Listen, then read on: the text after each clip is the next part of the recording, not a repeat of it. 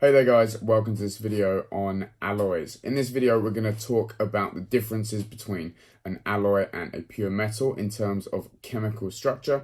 We're going to also talk about the differences in terms of their properties because that's obviously extremely important. We're going to have a look at gold as an example. You need to be able to calculate the purity of gold based on the number of carats and vice versa, because gold is normally an alloy. We don't normally buy pure gold. And finally, we're going to take a look at steel. So the different types of steel as examples of useful real-life alloys. Right, let's dive straight in now.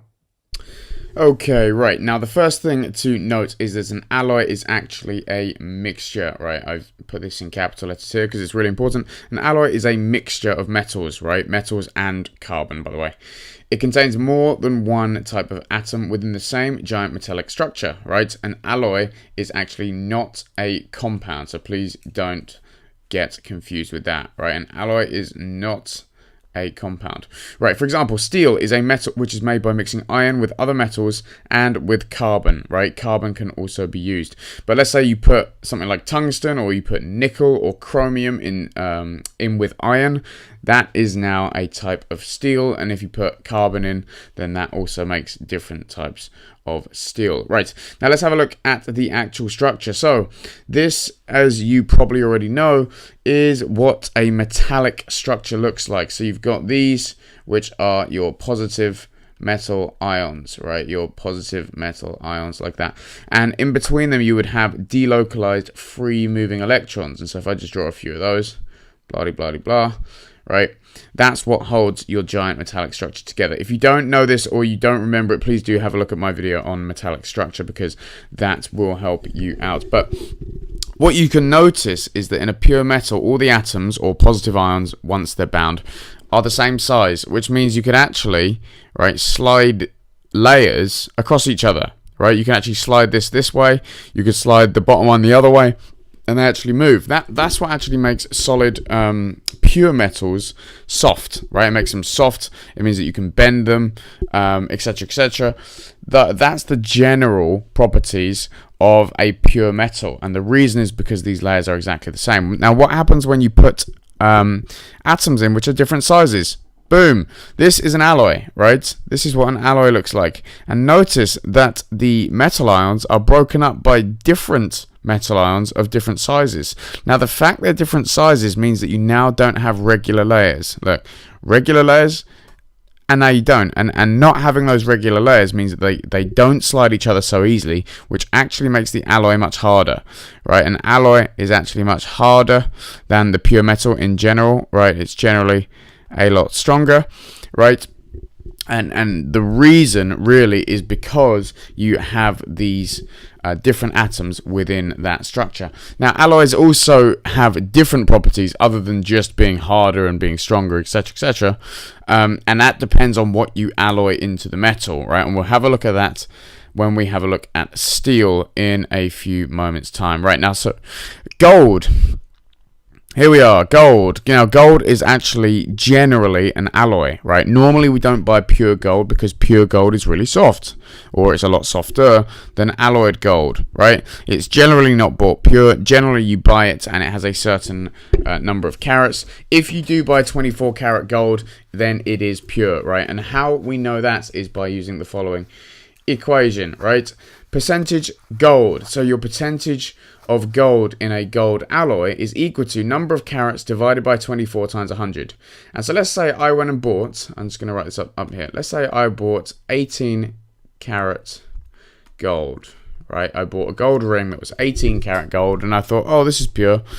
Well, it's not. I can actually calculate the purity of that using the following equation, right? That would be equal to 18 carats, which is my gold, divided by 24, which is your conversion, times by 100, right? And that's going to give me my actual percentage purity of the gold. And that's equal to 3/4 or 75% purity, right? So my gold that I bought in that imaginary scenario would be 75% pure. So moving on, steel. I mentioned steel before. Steel, there are different types of steels because an alloy actually does not only depend on the metals which you have mixed together. They also depend on the amounts of each metal in the alloy, right? So the percentages of each metal, and in steel's case carbon as well, in the alloy affect the properties. So low carbon steels, right? These are all different examples. Low carbon steels. Now, when we say low carbon, we really mean low carbon. It contains about 0.1% carbon. Now, these are generally soft, right? They're generally softer, and that's softer, right? Softer than high carbon steels, but they're still harder than pure metals, right? They're generally softer, and they can be hammered into shape, right? They're malleable. They are malleable and they're lightweight. They can be used for things like car bodies, right? So if we have a look over here, this is a car. It's actually a very nice car. It's a Tesla.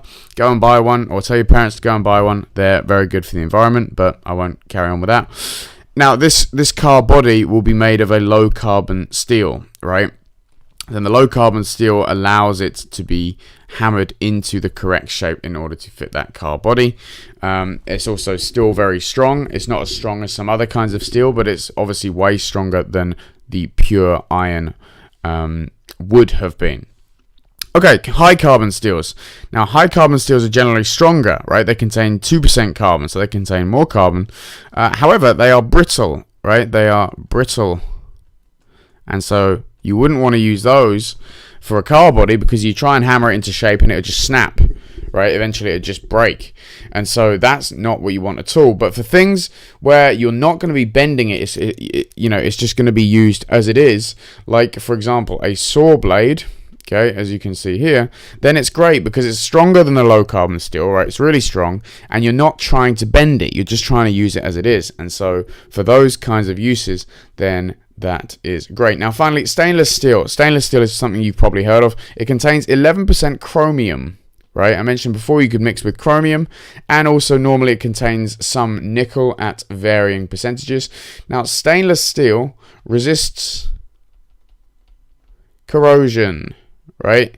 And remember I said that adding different metals to a steel, or to any alloy, that is, can give it different properties based on what you've added. Now, if you add chromium, it actually stops the steel from rusting, right? It stops it from corroding. And that's really, really important for a lot of uses where you don't want that kind of stuff to happen. Cutlery is an obvious example that comes to mind. If your cutlery corroded, then you really wouldn't want to put it in your mouth. And so that's why you want to use stainless steel for something like that. Okay, so that's just a few examples. There are so many different examples of alloys which are used in real life.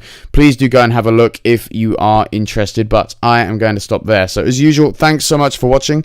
I hope that really helped. If you do have any questions, feel free to put them in the box below, and I'll be sure to get back to you.